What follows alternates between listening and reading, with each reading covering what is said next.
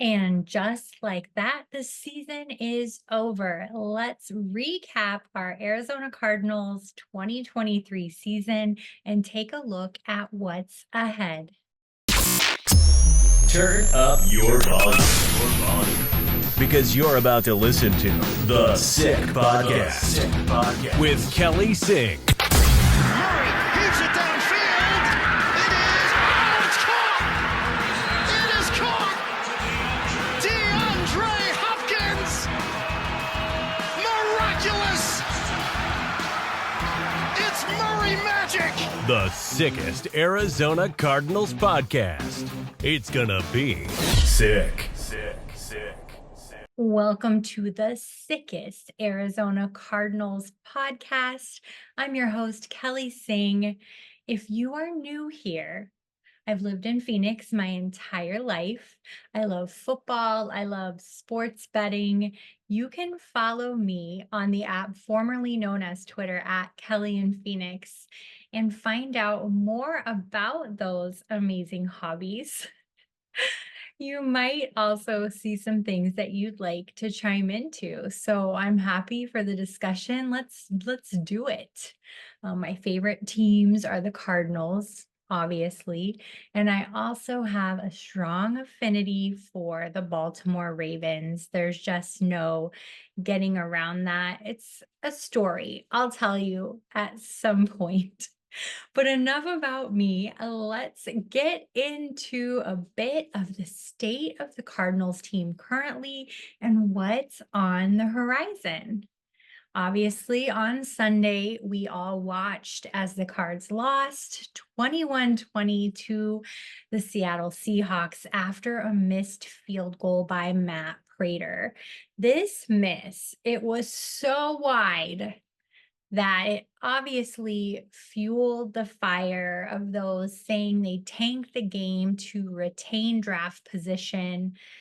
I will say it was super strange to see a miss like that from Prater after having a really great season. And I was not his biggest fan. And he had a great season. Kudos to him. But man, to miss in such spectacular fashion at the end of a game like that, huge, huge. I don't buy into these conspiracy theories. However, I mean, we've been talking about it all season, if you've been listening, that the Cardinals already have 6 picks within the first 3 rounds. These moves were strategically made prior to the season, during the season, in order to make sure that the team was going to be set for rebuilding in 2024. So after the week 18 loss at home, the Cardinals now sit in 4th for the first round draft pick. They also have a second first round draft pick. It's currently sitting at 21 because it's Houston's pick traded to Arizona. So it's still subject to the results of the playoffs. If Houston were to go all the way and win the Super Bowl, it'd be pick 32. Currently, it's pick 21. So we have pick 4 and pick 21 in the first round. What else? Oh, it's already been said and verified, part of the press conference, several articles. The Kyler Murray will still be the starting QB for the Arizona Cardinals. The team standing by him. There's no need to replace him. What we are in desperate need of is more elite receivers. It's clear the Cardinals have some talent on the roster already. Rookie Michael Wilson, he showed flashes of greatness throughout the season, and had it not been for an injury and missing time, he would have built a stronger connection with Kyler Murray. He likely would have had a truly standout season, right? But, things happen. He was injured. There were flashes of greatness, as mentioned, but he's already said that he's looking forward to next year and building that rapport with Kyler. So I anticipate that to continue to grow. We also have Greg Dortch, Rondale Moore. They did an amazing job filling their roles and will undoubtedly continue to do so next year. That leaves us with Marquise Brown. Well, I don't think there's any doubt that Brown is going to be looking for more money than is reasonable. Based on what he was able to deliver this year, it just feels like it's not even feels like this is just a fact. He lacks consistency in his play. He's been injured more often than not. And I feel horrible for him about that.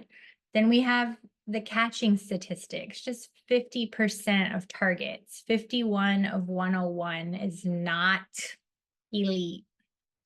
Coach Jonathan Gannon said in the press conference this week on Monday that he would love to have Brown back on the team in Arizona, but he understands the economic side of the business. Quote. So it's up in the air. Brown has said that he would like to stay in Arizona as well. I know that he and Kyler have a great relationship, but it's all going to come down to dollars and what makes sense.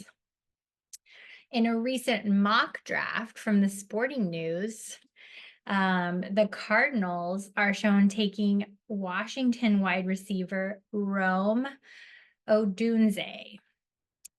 And then the Bears choosing Marvin Harrison Jr., sticking with quarterback Justin Fields. Odunze is said to be an explosive size, speed, vertical threat. That's a quote also from the Sporting News.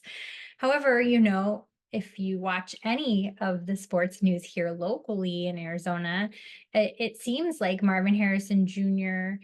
is the one that the Cardinals have their eye on. He's absolutely a top 5 pick, perhaps a top 3, which is why it's unclear if he'd even fall to the Cardinals in the 4 spot. And he hasn't even officially declared yet, I don't believe. I could be wrong though. It makes a little bit more sense that the Cardinals do take Odunze, seeing that Marvin Harrison Jr. may not make it to the 4th, and we do need a wide receiver desperately. But aside of all of that roster talk, the Arizona chapter of the Pro Football Writers of America announced their winners of the 2023 season awards. James Conner was named the team's MVP by the local chapter, and Brown was recognized for assisting reporters with their answers and their jobs. So there is that. As someone who has sat in a press room shouting out questions or trying to stop somebody in a hallway or on a field, it is so appreciated, and I'm so appreciative when a player or a coach has stopped to acknowledge and give me a quick answer. I know that all of these reporters who actually belong to the Pro Writers of America Arizona chapter appreciated everything that Marquise Brown did for them this year and helping them to cover the Cardinals, and to James Conner for being MVP and giving us all kinds of amazing things to write and broadcast about. So congratulations to both James Conner and Marquise Hollywood Brown for being the 2023 season award winners from the Arizona chapter of Pro Football Writers of America. Good job, guys. What are your thoughts? Take a moment to like, subscribe, comment, share, or maybe just go over to the app formerly known as Twitter and find me at Kelly in Phoenix. Let me know what your thoughts are on the upcoming rebuilding season. As far as contracts for next year, right now, we know there are 8 guys who have been signed to future contracts from the practice squad. We'll be holding on to wide receiver Andre Bachelia, Jackson Barton, man, names, I can talk. Wide receiver Caden Davis, Offensive lineman Marquise Hayes, running back Tony Jones, tight end Bernhard Sikovitz, wide receiver Jeff Smith, cornerback Quavion White.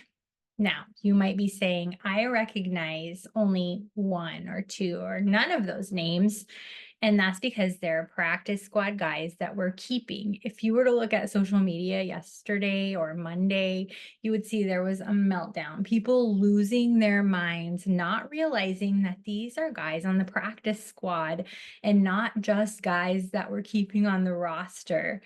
Greg Dortch is still on the roster. Everybody can relax, take a deep breath, chill. There has been one player released, however, that was running back Corey Clement. The Cardinals running back room has been pretty impressive this year. It's led by James Conner, clearly. And that running back 2 position has been really filled by the Jets running back Michael Carter, who the Cardinals picked up mid-season this year. He has been really an asset to the team at the end of the season. But don't forget rookie DeMercado. He made an impressive impact this season while James Conner was out. And I don't think that he'll be going anywhere either. So the running back room is looking pretty good. I hate when anybody gets released, but it happens. Rumor has it Derrick Henry is going to be leaving the Titans. I have heard some ridiculous chatter about what if Derrick Henry comes to Arizona. I don't see that happening. He is great and all, but we have our RB1, and that is James Conner. I don't know. I just don't think there's any validity to that rumor. I would see him going more to the Baltimore Ravens before coming over here to the Cardinals. That's about it. You are all caught up. Thank you so much for joining me today. Don't forget to like, share, comment, subscribe. And thank you so much to my amazing production team who brings this broadcast to life for you. I will see you next week. Until then, hit me up on the socials. See you next week. Bye. And that's a wrap. Hope you don't miss us too much until next time. Follow the Sick Podcast with Kelly Singh on YouTube, Instagram, Facebook, Google Play, and Apple Podcasts.